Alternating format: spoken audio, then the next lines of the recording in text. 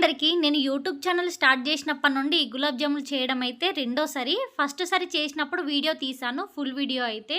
కాకపోతే గులాబ్ జాములు మొత్తము అందులోనే పాకంలోనే ఇరిగిపోయాయి. కాబట్టి ఆ వీడియోని అసలు అప్లోడ్ చేయలేదు. రిలయన్స్‌కి వెళ్ళినప్పుడు ఈ గులాబ్ జామ్ ప్యాకెట్ కనిపించేసరికి ఆఫర్ కూడంగా ఉందని ఒక ప్యాకెట్ అయితే తీసుకొని వచ్చాను. ఈసారి మంచిగా వీడియో చూసి మరి చేస్తున్నా. ఈసారైనా కరెక్ట్‌గా వచ్చాయో లేదో లాస్ట్‌లో చెప్తాను. ముందుగా ఒక కప్ వరకి గులాబ్ జామ్ పిండి తీసుకొని కొన్ని పాలు వేసుకుంటూ చపాతీ పిండి కంటే కొంచెం గట్టిగానే కలుపుకోవాలి. మరీ ఎక్కువగా ప్రెస్ చేసుకుంటూ అయితే కలపకండి. లాస్ట్‌లో పిండి కలుపుకున్న తర్వాత కర్చీఫ్ ఏదన్నా పెట్టేసి ఉంచండి. తర్వాత ఒక బౌల్‌లో 2 కప్పుల వరకు చక్కెర వేసుకుంటే 3.5 కప్పుల వరకు వాటర్ వేసుకోండి. కలిపి పెట్టేసుకున్న పిండిని క్రాక్స్ రాకుండా లడ్డూలాగా చేసుకోండి.